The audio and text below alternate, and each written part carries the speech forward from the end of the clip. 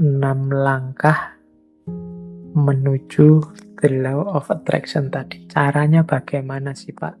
Biar yang saya inginkan kemudian benar-benar terwujud. Biar yang tadi saya niati akan saya wujudkan benar-benar hasil. Nah, ini ada 6 step, ya ini dari berbagai sumber tentang the law of attraction. Yang pertama adalah mintalah apa yang engkau inginkan. Kalau dalam agama minta ini kemudian wujudnya jadi doa. Atau mungkin dalam bahasa yang berbeda kadang orang pakai kalimat mimpilah. Beranilah bermimpi. Kalau orang minta saja tidak berani, mimpi saja tidak berani, ya bagaimana dia mencapai tujuan-tujuan besar? Alah Pak, saya ini orang desa ya sudah, cuma cukup seperti ini saja saya sudah senang, ya sudah, hidupmu akan hanya sampai level itu. Yang engkau inginkan memang di level itu saja. Padahal kalau engkau mau, engkau bisa minta yang lebih tinggi, menginginkan yang lebih tinggi. Inginkanlah. Jadi mintalah itu sama seperti inginkanlah apapun yang engkau inginkan yang besar-besar. Kalau sudah menginginkan, sudah minta, jangan lupa. Percayalah bahwa yang engkau inginkan itu akan terjadi. Nah, ini yang kadang-kadang kalau dibaca sepele, tapi dijalankan berat. Keyakinan. Saya sering menyatakan kita itu kalau berdoa kadang setengah-setengah. Setengah-setengah dalam arti kita sendiri tidak yakin doa ini akan dikabulkan. Jadi wong kita sendiri tidak yakin bahwa keinginan kita akan terkabul. Ya wes, tidak akan wujud wong kita sendiri tidak yakin. Kalau kita yakinnya 50%, ya wujudnya mungkin ya hanya 50% nanti buahnya. Jadi ini bagian dari the law of attraction adalah keyakinan kita, kemantapan hati kita. Saya Pak nanti pasti bisa dapat jodoh yang cantik, yang kaya, yang macam-macam. Tapi terus kamu sendiri yang mementahkan. Tapi apa ya mampu ya Pak, wong saya itu hanya orang desa, wajahku ya pas-pasan gini. Ya mesti raiso Pak. Ya sudah, kamu sendiri pesimis gitu ya tidak akan wujud. Engkau sendiri yang mementahkan doamu, engkau sendiri yang mementahkan keinginan-keinginan. Ya alam semesta sekelilingmu, kemampuan potensi besar dalam dirimu yang tidak akan keluar, kamu sendiri tidak yakin. Kalau engkau yakinnya 50%, ya keluarnya 50%. Jadi yang kedua, percayalah, yakinlah bahwa apa yang engkau minta pasti akan terwujud. Nah, yang ketiga ini siapkan dirimu untuk menerima kesuksesan sebagaimana yang engkau minta. Kan? Yo, kalau engkau minta, Pak, saya punya tujuan lulus kuliah yang paling cepat. Saya ingin lulusnya saya paling awal dengan nilai paling tinggi. Loh, kamu harus menciptakan dirimu sejak sekarang sebagai orang yang siap sebagai mahasiswa yang lulus tercepat terbaik. Kalau engkau bercita-cita punya, kayak tadi ya, meskipun artifisial, punya istri cantik, punya istri kaya, punya istri luar biasa, ya bersiaplah, ciptakan dirimu sebagai orang yang pantas punya istri cantik, kaya, dan lain sebagainya. Jadi di antara tandanya bahwa engkau yakin akan terkabul itu engkau siap-siap untuk menerimanya. Nah, kalau engkau tidak siap menerimanya, ya dia tidak akan hadir. Siapkan lahir batinmu untuk menerima anugerah terkabulnya doa. Tapi kalau engkau tidak siap lahir batin, itu ibaratnya wadah. Kalau engkau minta diberi air. Misalnya ya siapkan mangkok yang bisa menampung air. Kalau engkau minta diberi beras, ya siapkan kantong yang bisa menampung beras, kan itu. Nah, kalau engkau tidak siapkan kantongnya, tidak siapkan mangkoknya, air dan beras itu mau ditaruh di mana, ya dia akan lewat begitu saja dalam hidup. Jadi yang ketiga, siapkan dirimu untuk menerima. Mungkin engkau pernah berdoa, sebenarnya doamu itu kabul, tapi engkau tidak siap menerima. Sehingga anugerah itu lewat begitu saja. Teman-teman mungkin pernah dengar cerita atau membaca cerita ya, satu ketika ada banjir, kemudian ada orang yang naik ke atas genteng, menunggu datangnya pertolongan. Dia berdoa, ya Allah, semoga selamatkanlah aku dari banjir ini. Kemudian tiba-tiba datang tim SAR membawa perangkat untuk penyelamatan. Dia mau menyelamatkan dia tidak mau. Udah, saya menunggu, Allah langsung yang menyelamatkan saya, bukan tim SAR. Silahkan lewat saja. Kemudian tim SAR lewat begitu saja, wong dia tidak mau. Sampai hari berikutnya juga begitu. Tim SAR balik lagi, dia tetap tidak mau. Menunggu langsung pertolongannya. Akhirnya dia meninggal. Wong yo tidak cepat-cepat ditulungi. Nah, begitu sampai di akhirat, dia protes sama Allah. Ya Allah, saya berdoa loh untuk meminta pertolongan-Mu. Wong aku ini orang soleh. Kok engkau tidak datang-datang menolongku? Terus Allah jawab, lah aku kirimkan tim SAR pertama, tim SAR kedua, tim SAR ketiga. Itulah mbok anggap pertolongan dari siapa?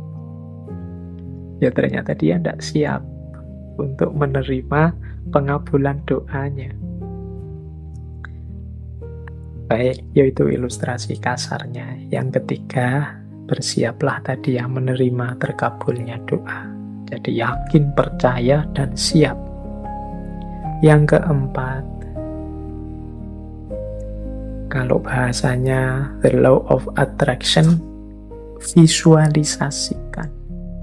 Jadi untuk mendukung semua itu, hidupkan dalam pikiranmu, hidupkan dalam imajinasimu, hidupkan dalam batinmu. Ketika doa itu dikabulkan terus menerus. Jadi bayangkan keberhasilan itu dalam pikiran. Jadi ini untuk membantu fokus tadi. Kalau dalam agama seandainya berdoa ya untuk membantu biar doanya lebih mantap sepenuh hati. Itu hadirkan keberhasilan yang engkau inginkan dalam pikiranmu, dalam imajinasimu. Terus yang kelima, jadi visualisasikan. Yang kelima, bersyukurlah terhadap apa yang engkau miliki saat ini. Nah, yang kelima ini sehubungan dengan situasimu saat ini, syukurilah. Kalau bahasanya agama, kalau engkau bersyukur ya nanti akan ditambah. La in syakartum la azidannakum. Jadi kalau engkau bersyukur, aku tambah. Orang yang menerima situasi hari ini adalah orang yang siap untuk menerima anugerah selanjutnya. Tapi orang yang tidak terima situasi hari ini, ya dia tidak akan bisa menerima anugerah selanjutnya. Wong dia masih belum puas dengan situasi hari ini. Berarti dia kan masih sibuk dengan yang saat ini. Hidup itu kan, kalau bahasa Al-Quran, fa'idha farohta fansob, kalau sudah tuntas ini ganti yang selanjutnya. Kalau kita sudah puas dengan yang sekarang, berarti kita siap menjemput yang selanjutnya. Kalau kita menerima anugerah-anugerah hari ini, berarti kita siap untuk ditambah lagi anugerah selanjutnya. Kalau kita masih belum puas dengan yang sekarang, ya tidak akan ditambah, wong kita belum puas. Yang sekarang berarti belum beres. Masih kita keluhkan, masih kita komplain, masih kita protes. Jadi yang kelima, jadilah pribadi yang bersyukur. Jadi pribadi yang tidak mudah mengeluh, pribadi yang tidak komplain melulu. Jadi saya terima ya Allah situasi hari ini. Mungkin ini karena perbuatan-perbuatanku. Mungkin ada yang baik, ada yang buruk tadi ya. The law of cause and effect itu. Saya syukuri yang baik-baik. Dan aku mohon selanjutnya berikan aku. Nah, itu namanya siap menerima anugerah selanjutnya. Dan yang terakhir, untuk mencapai tujuan dari yang kita inginkan, menurut the law of attraction tadi, rencanakan dan usahakan langkah-langkah untuk menarik apa yang kau inginkan. Orang yang pikirannya fokus pada keinginannya, sangat serius pada cita-citanya, itu pasti dia tidak diam saja. Jadi kelihatan. Jadi bukan orang yang minta terus tidur. Jadi dia minta, kalau memang benar-benar ingin terwujud, ya dia akan punya aksi-aksi, punya tindakan-tindakan, baik tindakan-tindakan untuk mewujudkan maupun tindakan-tindakan untuk bersiap menerima hasilnya. Jadi di yang terakhir ini sebenarnya sifatnya otomatis. Kalau kita sedang sangat cinta dengan seseorang misalnya, itu tanpa disuruh kan kita akan melakukan banyak hal untuk meraih cintanya. Ini sudah otomatis. Tapi kalau kita tidak terlalu cinta atau setengah-setengah, ya mungkin tidak terlalu serius juga melakukan sesuatu untuk mendapatkan cintanya. Jadi logikanya seperti itu. Kalau kita memang cinta sama Allah, tidak perlu diperingatkan tiap hari, tidak perlu diancam-ancam dengan neraka, tidak perlu diiming-imingi dengan surga. Engkau pasti sudah selalu ingin dekat dengan Allah, melakukan aktivitas apapun yang membuatmu dekat dengan Allah. Ini otomatis. Jadi ini 6 langkah dalam konteks the law of attraction. Mintalah apa yang engkau inginkan. Percayalah bahwa yang engkau inginkan pasti nanti akan terwujud. Persiapkan dirimu untuk mendapatkan apa yang engkau inginkan. Kemudian visualisasikan, bayangkan keberhasilanmu dalam pikiranmu, dalam batinmu. Syukurilah kondisimu saat ini. Upayakan sejauh kemampuanmu untuk mewujudkan keinginanmu. Maka alam semesta, Allah, akan memberikan anugerahnya mewujudkan keinginanmu. Itulah the law of attraction. Di antara kuncinya the law of attraction adalah membangun vibrasi yang positif. Jadi kuncinya ada di getaran tadi. Getaran kita harus getaran yang positif. Ada teori yang menyatakan bahwa getaran yang positif itu antara lain adalah kegembiraan, cinta, kebahagiaan, keceriaan, apresiasi, rasa syukur. Nah, ini vibrasi-vibrasi positif yang akan menarik hal-hal yang positif di sekeliling kita. Kalau teman-teman merasa hidupku ini kok suram terus ya, hidupku ini rasanya kok sumpek terus, hidupku ini rasanya kok gelisah terus, jangan-jangan memang kita sendiri yang membangun energi, membangun vibrasi getaran yang negatif.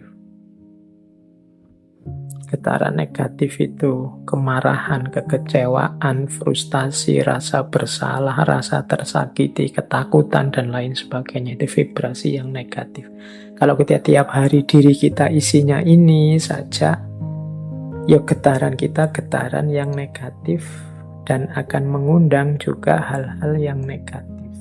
Seperti saya contohkan tadi, ketakutan-ketakutan kita ya akan mengundang hadirnya apa yang kita takuti.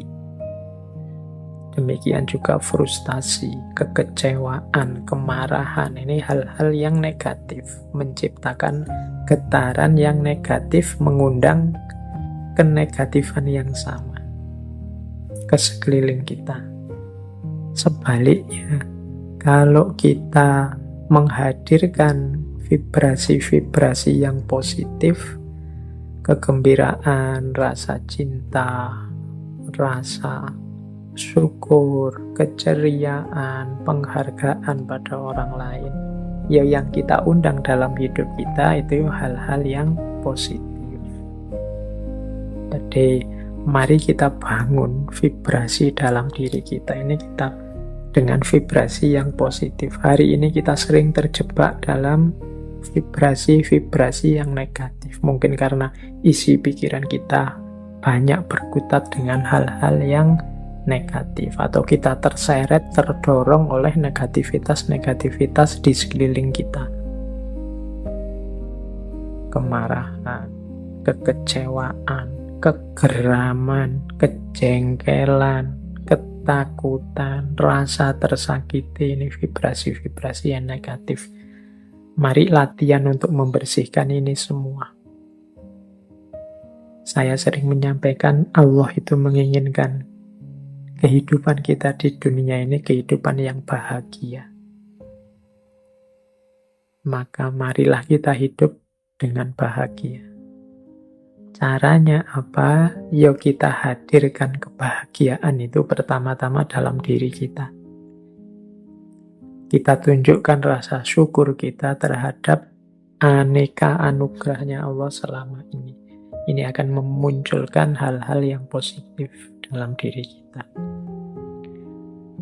Baik, kita lanjutkan. Nah, ini materinya masih panjang. Kita ambil nafas sebentar ya. Waktunya sudah mepet, ini saya agak cepat. Jadi saya membawa beberapa paket wisdom. Jadi paket wisdom yang berhubungan dengan the law of attraction. Jadi pandangan-pandangan kebijaksanaan-kebijaksanaan yang ini menurut saya nyambung dengan the law of attraction. Semoga dengan quote-quote yang saya bawa ini, kebijaksanaan-kebijaksanaan yang saya bawa ini, teman-teman bisa lebih mudah menangkap apa sih yang diinginkan oleh law of attraction ini. Baik, saya awali dari kumpulan wisdom yang pertama, tentang kekuatan intelijensi. Yang pertama saya ambil dari Mahatma Gandhi. Menurut Gandhi, manusia tidak lain adalah produk dari pikirannya. Apa yang ia pikirkan, seperti itulah ia menjadi. Oke, ini tadi sudah dijelaskan beberapa di depannya. Jadi kalau isi pikiran kita itu tentang yang keras-keras, yang brutal-brutal, yang jahat-jahat, ya seperti itu nanti kehidupan kita terbentuk. Kehidupan kita itu kan pertama-tama dibentuk melalui ideal-ideal yang ada di kepala kita. Kalau idealnya isinya positif, ya hidup kita terbentuk secara positif. Kalau negatif, ya hidup kita akan terbentuk menjadi negatif. Ini nyambung dengan quotes-nya Benjamin Disraeli. Benjamin Disraeli bilang, masukkanlah gagasan-gagasan besar dalam pikiranmu, karena engkau tidak akan pernah lebih tinggi dari yang engkau pikirkan. Ini Benjamin Disraeli lebih tegas lagi menyebut, yuk kita berpikir itu harus berpikir yang besar. Karena kehidupan kita, diri kita itu tidak pernah melebihi pikiran kita. Jadi dia selalu sesuai pikiran kita, bisa di bawahnya. Tapi kalau kita hanya gagasan-gagasan kecil, ya hidup kita akan sekecil gagasan kita. Maka masukkanlah gagasan-gagasan besar. Karena engkau tidak akan pernah lebih tinggi dari yang engkau pikirkan. Nah ini teman-teman, hari ini harus lebih hati-hati lagi. Hari ini beragam gagasan masuk ke kepala kita. Tolong diperhatikan, gagasan-gagasan itu konstruktifkah untuk pembentukan diri kita menjadi orang yang besar. Jangan sampai kita sibuk memasukkan gagasan-gagasan kecil, kita meributkan hal-hal yang sepele tidak penting, sehingga akhirnya hanya di level itulah kita terbentuk. Nah, saya tampilkan juga sebuah quote selanjutnya dari Walt Disney. Kalau ini teman-teman mesti kenal ya. Animator, produser, sutradara, pengisi suara. Sekarang bahkan ada perusahaannya yang luar biasa. Kata Walt Disney apa? If you can dream it, you can do it.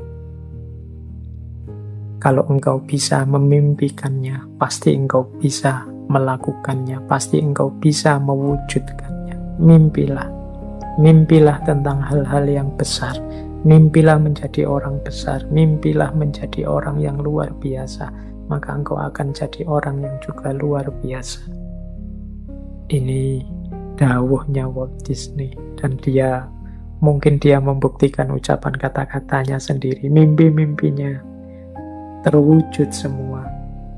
If you can dream it, you can do it. Hari ini di antara kita bahkan banyak yang bermimpi saja tidak berani.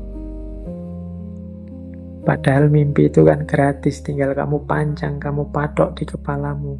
Aku ingin menjadi seperti ini, aku ingin menjadi sosok yang begini, dan seterusnya. If you can dream it, you can do it. Kemudian ada juga quotes dari Ralph Waldo Emerson. A person is what he or she think about all day long. Seseorang itu adalah apa yang dia pikirkan tentang dirinya sepanjang waktu. Jadi engkau anggap dirimu siapa, seperti itulah engkau. Kalau teman-teman merasa bahwa Pak, saya ini ya Pak, anak mahasiswa, jadi mahasiswa itu kan kalangan terdidik, jadi saya itu harusnya berperilaku seperti kalangan yang terdidik ya Pak. Itu kalau pikiranmu begitu, yang kau lakukan kan juga seperti itu. Tiap hari mungkin engkau berusaha hati-hati untuk bersikap berperilaku seperti orang terdidik. Pak, saya itu sejak kecil oleh orang tua sudah dijejali wawasan-wawasan agama. Harusnya saya menjaga amanat orang tua ini ya Pak. Oh iya silahkan, pikiranmu begitu ya, engkau akan mewujudkan dirimu, tidak akan jauh-jauh dari situ. Tapi kalau kamu pikirannya berbeda, ya engkau akan mewujudkan secara berbeda. Misalnya begini, Pak, saya sejak kecil itu kan sama orang tua dijejali wawasan-wawasan agama. Sekarang kan saya sudah dewasa Pak, berhak berpikir sendiri. Jadi ya saya akan milih sendiri, saya akan hidup sesuai keinginan saya sendiri secara merdeka. Toh saya sekarang orang dewasa. Ya seperti itulah hidupmu akan terwujud. Apa yang engkau pikirkan tentang dirimu, seperti itulah dirimu akan terlahir. A person is what he or she think about all day long. Nah, jadi ini law of attraction wisdom bagian kekuatan intelijensi. Jadi apa yang dipikiranmu, itulah dirimu. Terakhir ini ada quotes dari Albert Einstein. Imagination is everything. It is the preview of life coming attraction. Imajinasi adalah segalanya. Imajinasi itulah yang jadi preview of life coming attraction. Preview itu kayak pertunjukan awalnya. Seperti ini loh nanti yang terjadi, itu imajinasi. Kemajuan-kemajuan manusia hari ini, hampir semua itu kan diawali dari imajinasi. Pesawat terbang, kapal laut, kemudian apapun produknya manusia, itu kan awalnya kan imajinasi. Gimana ya manusia bisa nyebrang air tidak tenggelam, tanpa harus jadi wali dulu. Nek wali ya tinggal jalan. Tapi ini bisa nyebrang sungai, bisa terbang di atas awan. Berarti kan awalnya hanya imajinasi. Tapi karena keseriusan dan kedahsyatan potensi manusia, juga fasilitas-fasilitas yang diberikan alam, yang semula imajinasi akhirnya mewujud dalam realita. Maka katanya Albert Einstein, imagination is everything.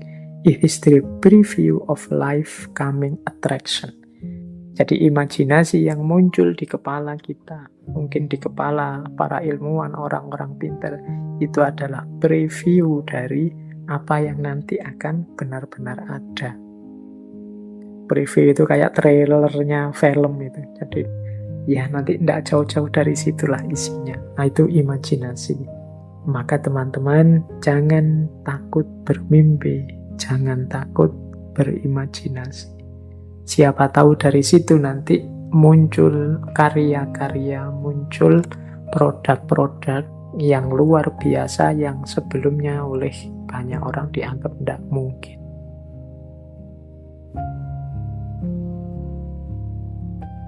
Selanjutnya, tentang kebersihan jiwa. Kalau tadi kan yang baik-baik, yang jelek-jelek tolong jangan masuk. Yang pertama apa? Ambisi. Ambisi berarti mengikatkan kenyamananmu pada apa yang dikatakan atau dilakukan orang lain. Orang yang berambisi itu kan targetnya biasanya keluar dari dirinya. Kesuksesan yang bergantung pada orang lain. Kamu tidak akan ketemu apa yang kamu ambisikan. Hidup yang penuh ambisi tidak akan nyaman, karena bergantung pada yang di luar diri. Bersenang-senang berarti mengikatkan kenyamananmu pada sesuatu yang terjadi pada dirimu. Bersenang-senang juga begitu, tergantung pada mood tadi. Tergantung pada suasana hati. Itu juga kamu tidak akan bersih jiwamu kalau inginnya senang-senang terus.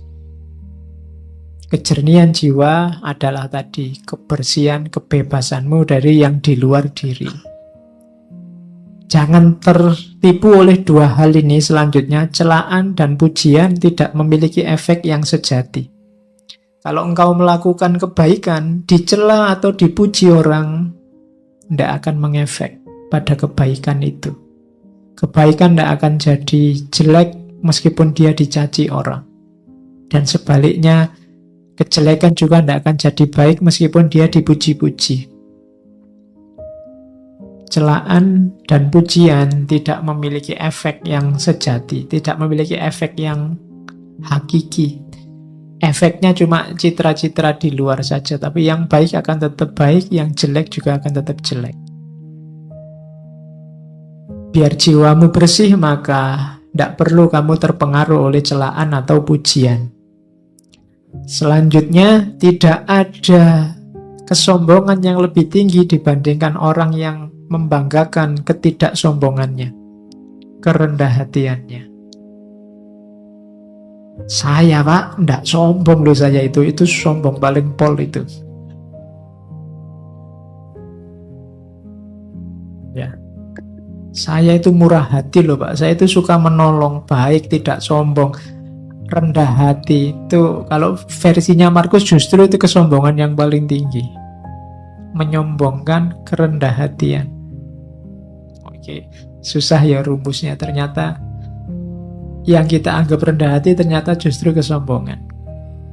Kemudian jangan kotori jiwamu dengan kemarahan.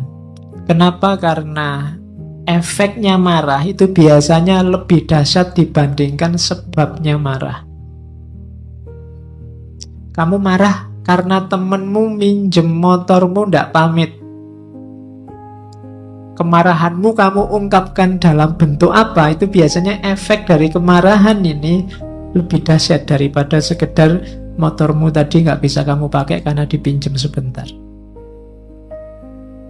Jadi hati-hati dengan kemarahan. Makanya ketika kamu tiba-tiba dilanda kemarahan, karena dapat tunjuknya dari hadis itu, kalau kamu pas berdiri, duduklah. Kalau pas duduk, ya berbaringlah. Maksudnya apa? Jangan melakukan apa-apa dulu, karena kamu sedang gelap. Karena efeknya nanti pasti akan kamu sesali. Semua tindakan yang didasari oleh kemarahan akan kamu sesali. Bahkan lebih kamu sesali nanti dibandingkan sebabnya.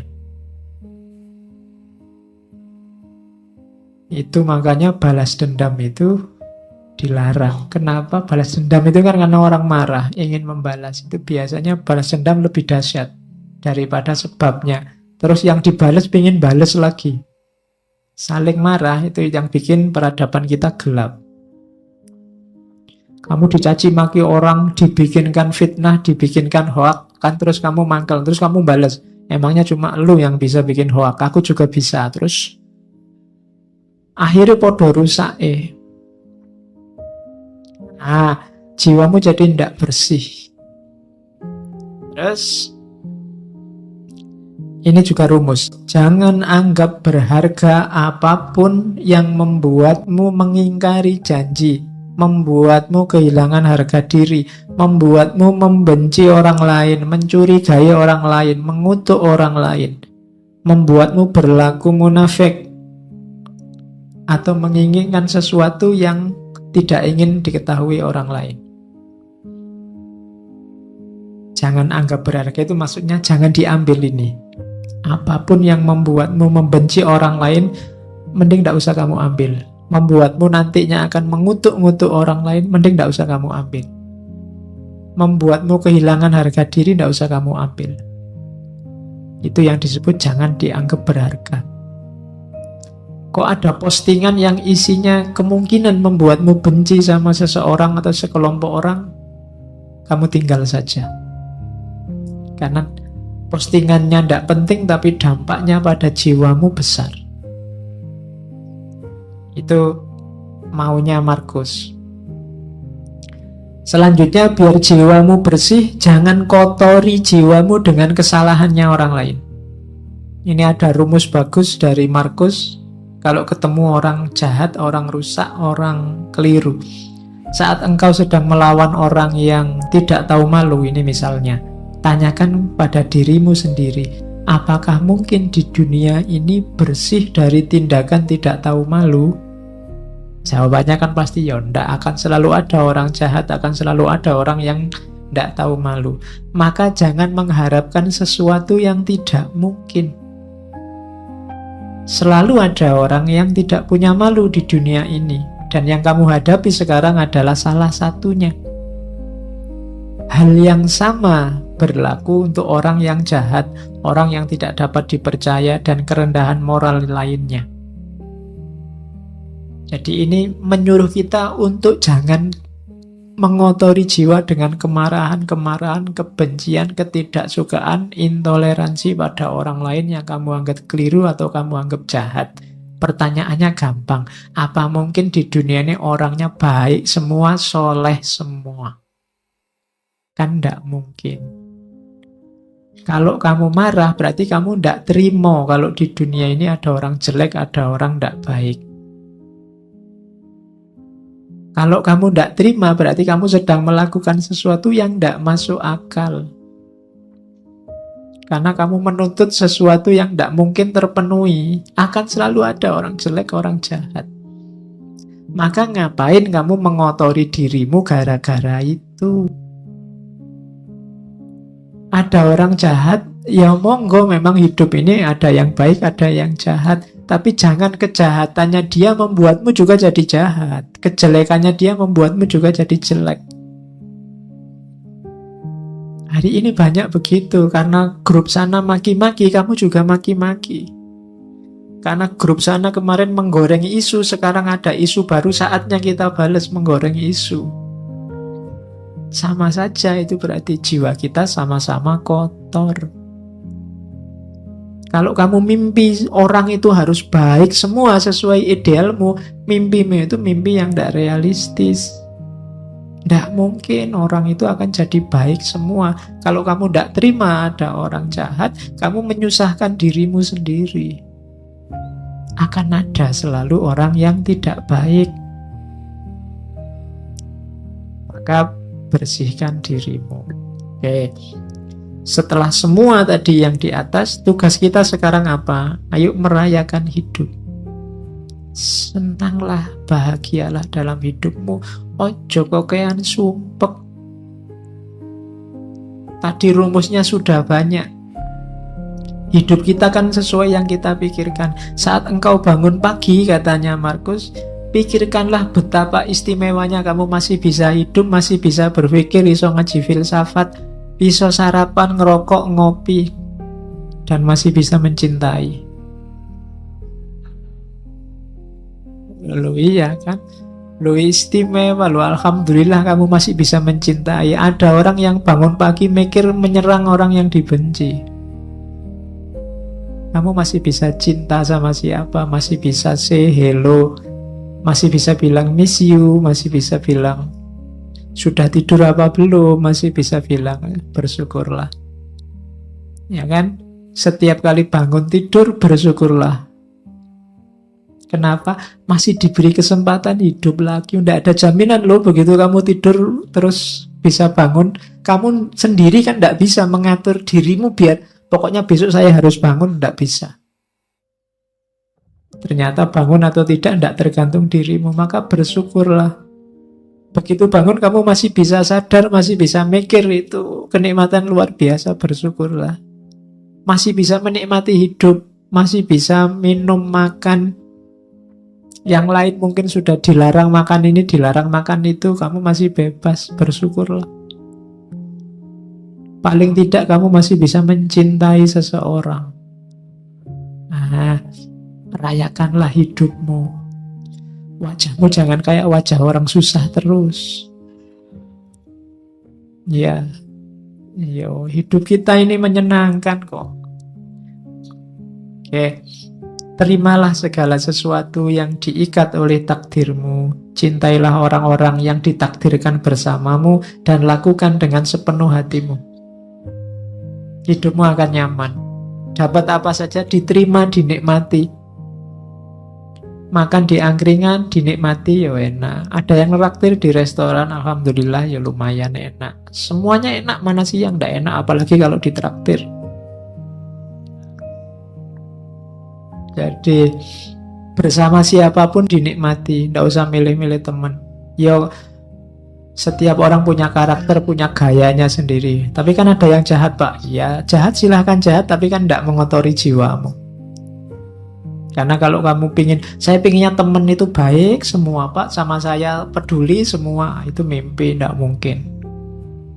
Ya kan? Kalau dihitung teman yang peduli sama kamu sama yang cuek, insya Allah lebih banyak yang cuek. Loh, tapi kalau ketemu senyum itu basa-basi.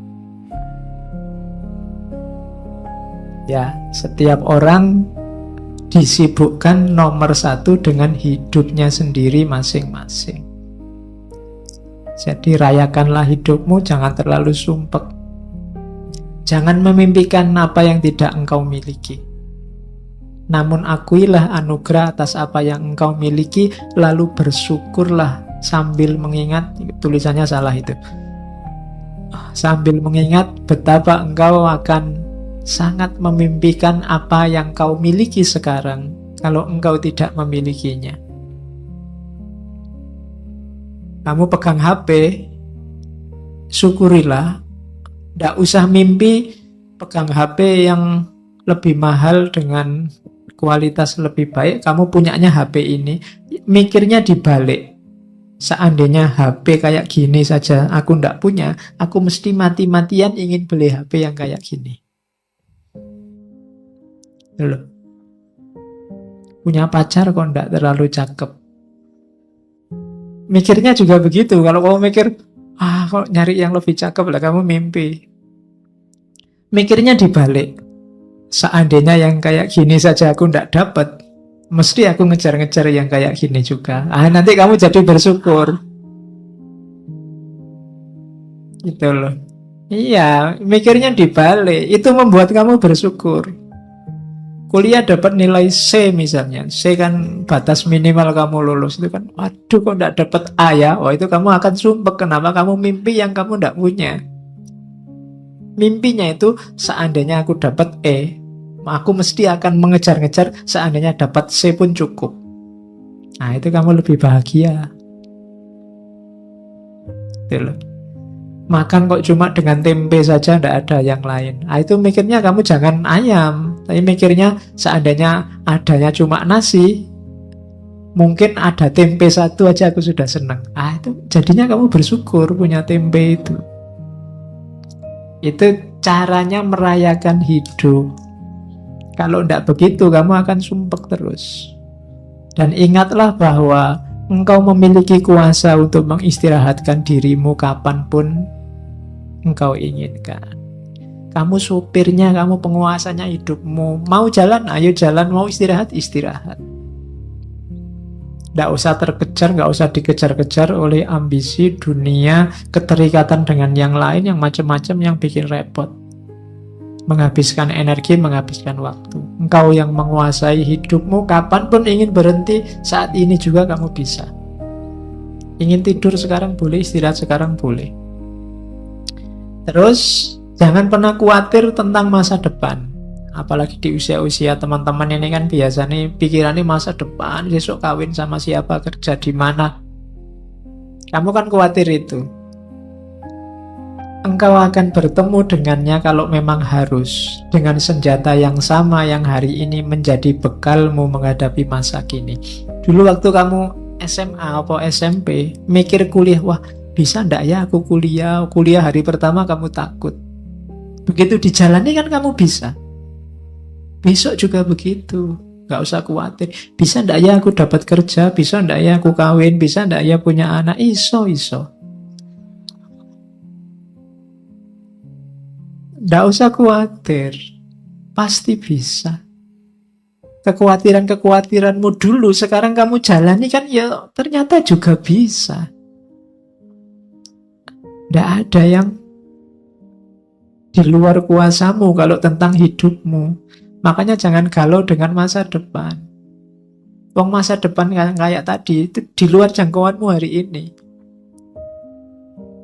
Jadi pikirkan aja sekarang, nikmati hidup sekarang. Besok kamu akan punya senjata sendiri, punya kemampuan sendiri menghadapi situasi di masa depan. Itu uniknya manusia. Maka hidup itu rumusnya simple, receive without conceit, release without struggle. Kalau dapat sesuatu, terimalah tanpa harus membanggakan diri, membesarkan diri. Kalau harus kehilangan, lepaskanlah tanpa harus merasa sedih, mati-matian, sumpek. Di receive without conceit, release without struggle. Biasa saja. Hidup kehilangan sesuatu biasa. Wong dulu juga ndak punya, terus punya, sekarang hilang. Kalau dapat sesuatu, alhamdulillah, tapi ya ndak harus sombong. Kalau kamu bisa kayak gini, hidupmu nyaman. Ini saya ambil agak panjang, nanti kamu baca lagi ya. Kalau pagi hari engkau bangun, biar cara mikirnya positif, kamu kan biasanya masalahmu itu kan berhubungan dengan orang lain. Katanya Markus, pagi hari engkau bangun, bilanglah pada dirimu, orang-orang yang berhubungan denganku hari ini, ada yang usil, tidak sopan, arogan, curang, iri hati, dengki. Mereka seperti itu karena mereka belum bisa membedakan yang baik dan buruk. Sementara aku telah mengerti indahnya kebajikan, kotornya kejahatan, dan tahu bahwa para pendosa tersebut memiliki sifat sepertiku. Bukan sama dalam hal darah dan kelahiran, namun sama-sama memiliki akal dan unsur ketuhanan. Tidak seorang pun dari mereka dapat menyakitiku, tidak seorang pun dapat membuatku kotor. Aku pun tidak pantas marah pada mereka atau membenci mereka. Kami dilahirkan untuk bekerja sama seperti kaki, tangan, dan mata, sebagaimana dua baris gigi atas dan bawah. Saling menghalangi itu tidak alami. Demikian pula saling marah dan saling membelakangi. Itu nanti hidupmu nyaman. Akan ketemu orang yang bikin kamu mangkel, bikin kamu jengkel, bikin kamu benci, pasti. Tapi ingatlah bahwa mungkin kejelekan yang mereka lakukan itu karena mereka tidak sadar. Sementara kamu sekarang sadar. Dan diingat juga bahwa orang lain itu punya kualifikasi sama persis kayak dirimu, yang tidak pantas untuk kamu benci. Dan jangan takut, mereka tidak akan bisa membuatmu kotor kalau kamu sendiri tidak mengotori jiwamu. Nah, ini nanti kamu jadi mantap. Kalau ini nanti panjang kamu baca lagi. Kalau kamu pagi hari bangun kok males, kamu baca ini. Saat fajar terbit, saat engkau malas bangun, katakan pada dirimu, aku harus bekerja sebagai manusia. Aku harus menawar apa lagi untuk bekerja, sebagaimana tugas kelahiranku. Ayo bangun, kan maunya itu, kerjalah. Tanyakan pada dirimu, kalau masih nggak mau bangun, apakah tujuanku diciptakan itu untuk ini, meringkuk di bawah selimut dan mereguk kehangatan? Nah, terus kan kamu tetap bisa jawab, tapi kan nikmat, namun betapa nikmat seperti ini. Ditanya lagi sama Markus, jadi engkau lahir untuk mencari kenikmatan, bukan untuk bertindak dan mencari pengalaman. Tidakkah engkau lihat tanaman, burung, semut, laba-laba, lebah, semua menjalankan tugasnya, membuat harmoni dunia terjaga sekuat mereka bisa. Mengapa engkau tidak segera menjalankan tuntutan alamiahmu? Terus kamu jawab lagi, tapi kan bukankah orang itu harus istirahat, ada tidurnya juga? Jawabnya Markus, setuju. Namun alam memberi batas untuk itu, sebagaimana dengan makan dan minum, dan engkau telah melampaui batas. Ini sudah jam 9. Ya. Ya. Ndak ono jam 9. Engkau telah berlebih dalam istirahat, namun kurang dalam bekerja. Engkau tidak cukup mencintai dirimu. Engkau tidak mencintai sifat alamimu dan tugasmu. Orang yang mencintai tugasnya, mengabdikan diri dan menjalankannya, bahkan kadang sampai lupa makan dan mandi. Sementara kamu lupa tugasmu gara-gara tidur. Apakah engkau tidak menghormati dirimu sendiri sebagaimana pelukis mencintai lukisan, penari mencintai tarian, orang pelit mencintai uangnya, atau pemburu jabatan mencintai statusnya? Saat mereka benar-benar dipengaruhi oleh yang mereka kerjakan, mereka bahkan tidak makan dan minum karena menjalankan kecintaan mereka. Ini filsafat bangun tidur. Ya, biar kamu tidak males-malesan.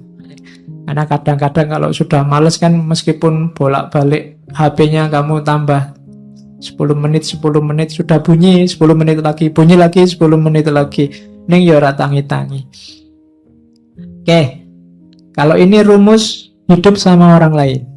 Kapanpun kau menemukan kesalahan pada diri orang lain, tanyakan pada dirimu, apa kesalahan yang pernah kulakukan yang mirip dengan kesalahan yang akan aku kritik ini? Kalau ada orang lain salah, tanya pada dirimu, pernah nggak kamu melakukan salah yang sama atau mirip? Itu nanti akan mengurangi kadar agresifmu terhadap kesalahan orang lain. Saya ingin balas dendam, Pak. Ada orang menyalahi saya. Katanya, Markus, balas dendam terbaik adalah dengan tidak menjadi seperti musuh. Balaslah musuh yang mencaci makimu dengan tidak mencaci maki. Itu balas dendam terbaik. Balaslah musuh yang menyakitimu dengan tidak menyakitinya. Manusia ada dengan saling membutuhkan kepada sesama, kamu akui atau tidak. Kamu harus hidup bareng orang lain, mau atau tidak. Maka kalau kamu tidak mampu mengajari mereka, belajarlah untuk tahan hidup bersama mereka. Sudah kamu nasihati kok ndak pulih-pulih jadi baik, ya gimana lagi? Sekarang kamu latih dirimu untuk kuat bareng mereka. Misalnya kamu punya teman sak kos-kosan, berdua, kok ya males mandi. Sudah kamu nasihati, tetap males mandi. Solusinya apa? Kamu latihanlah untuk bisa tahan dekat orang yang males mandi. Jadi rumusnya simple. Jadi kalau kamu tidak tahan terus, sementara dia tidak berubah-berubah, kamu akan hidupmu tersiksa terus. Loh Pak, kok dia tidak berubah-berubah? Kamu tidak menguasai perubahan dia. Yang bisa kamu kuasai kan perubahan dirimu. Lebih gampang melatih dirimu untuk tahan bersama dia dibandingkan kamu mengubah dia. Ya doakan saja dia bisa berubah. Tapi kalau tidak, kamu kuat hidup bersamanya. Kemudian lagi, lakukan apapun yang kamu inginkan. Bahkan jika engkau memecah belah dirimu, sebagian besar orang akan melakukan hal yang sama seperti sebelumnya. Ini maksudnya, kamu jangan terlalu pusing dengan kelakuan orang lain, tindakan orang lain. Kayak tadi, wah orang Indonesia ini kok tambah tidak toleran orang ini. Kamu kan sumpek sendiri. Sudahlah, kamu lakukan yang menurutmu baik. Kalau kamu ingin mengubah mereka, bahkan sampai kamu mecah-mecah dirimu, kamu katanya Markus, mereka akan balik lagi seperti adanya. Itulah karakternya manusia. Terus, merasa sayang pada orang lain meskipun mereka melakukan banyak kesalahan adalah sifat uniknya manusia. Engkau dapat melakukannya. Cukup dengan mengakui bahwa mereka juga manusia. Mereka melakukan itu karena tidak sadar. Berlawanan dengan kata hati mereka. Dan kita semua akhirnya akan sama-sama mati tidak lama lagi. Kita ini hidup bareng-bareng, ada orang yang salah, ada orang yang bisa diingatkan, ada orang yang tidak bisa diingatkan. Pada akhirnya sebentar lagi semuanya mati, maka kamu tidak usah terlalu sibuk, terlalu bingung dengan itu. Tidak masalah.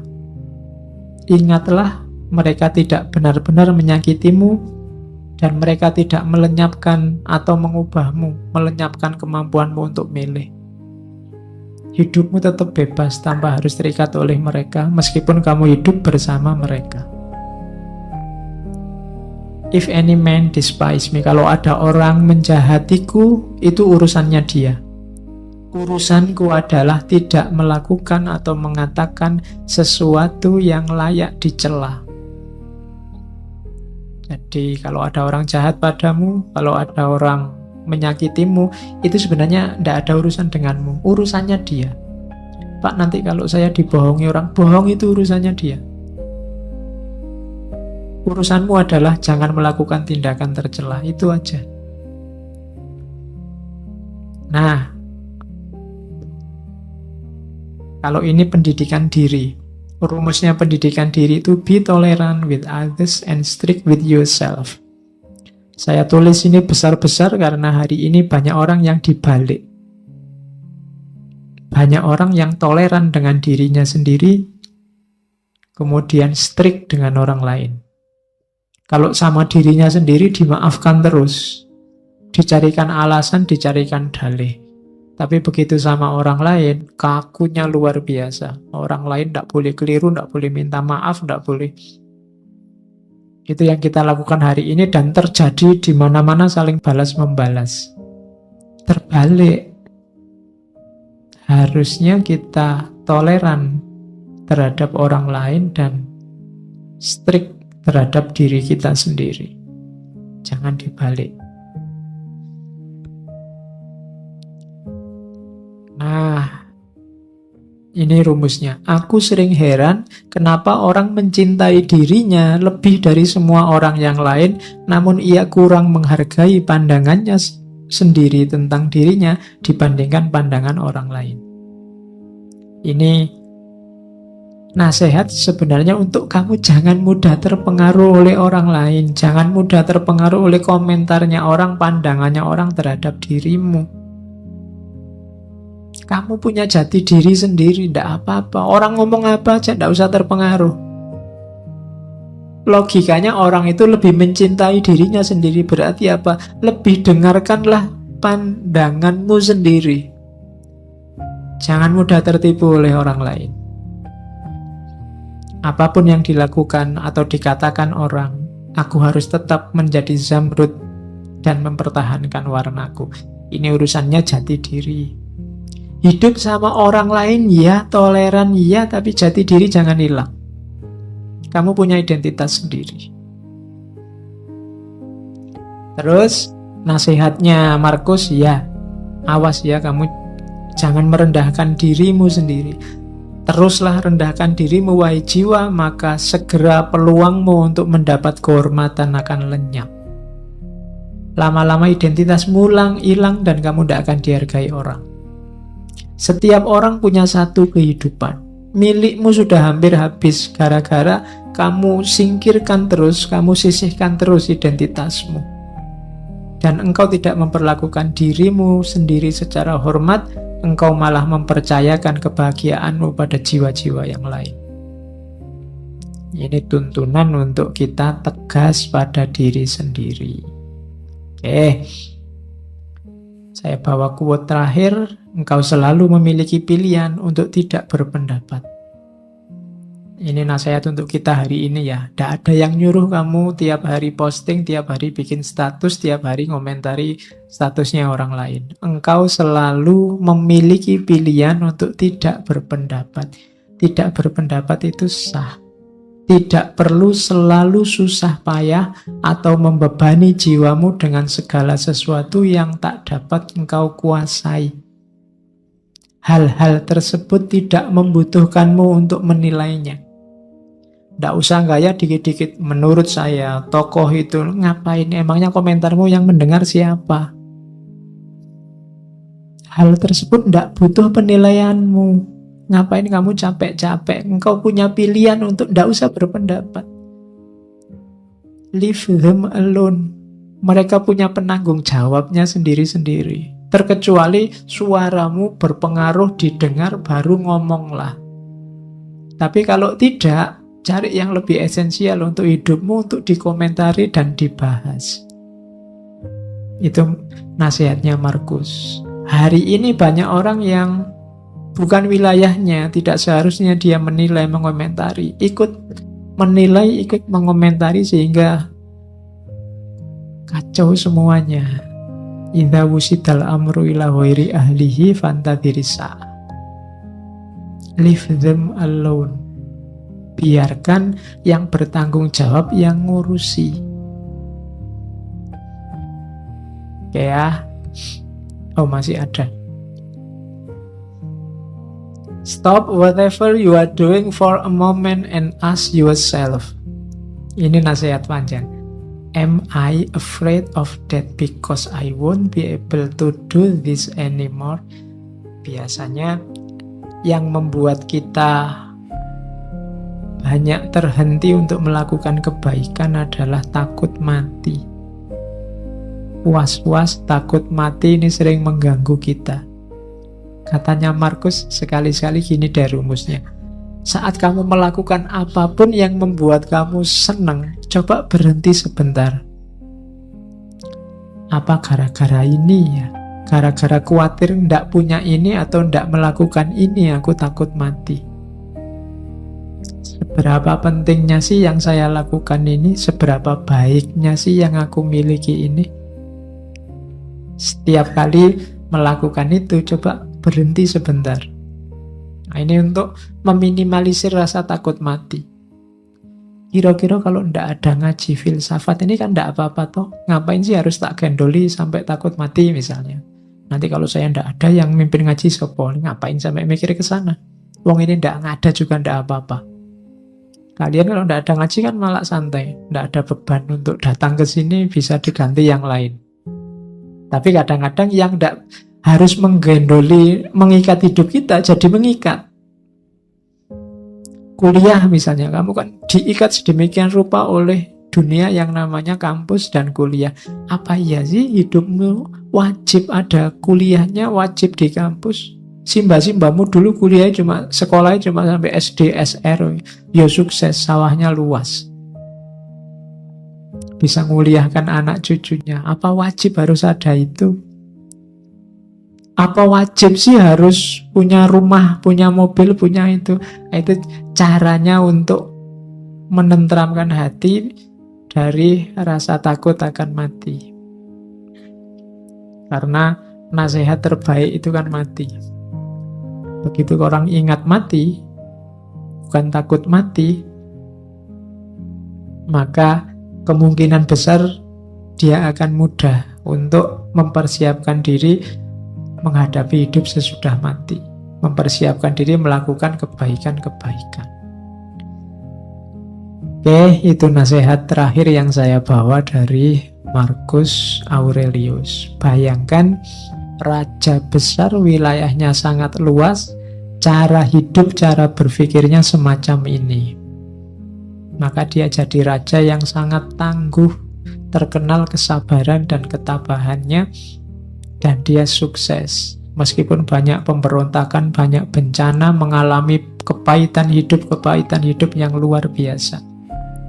Dengan filsafatnya dia bisa sukses. Itu contohnya cara berpikir seorang king philosopher king. Raja filosof yang raja. Oke, saya kira itu untuk malam hari ini. Minggu depan kita masuk Islam, ketemu masuk dunia Islam maksudnya, bukan masuk Islam ya, ketemu dengan Umar bin Abdul Aziz.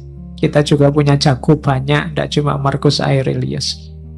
Kita lihat minggu depan seperti apa contoh-contoh hidup yang filosofis dari seorang Umar bin Abdul Aziz.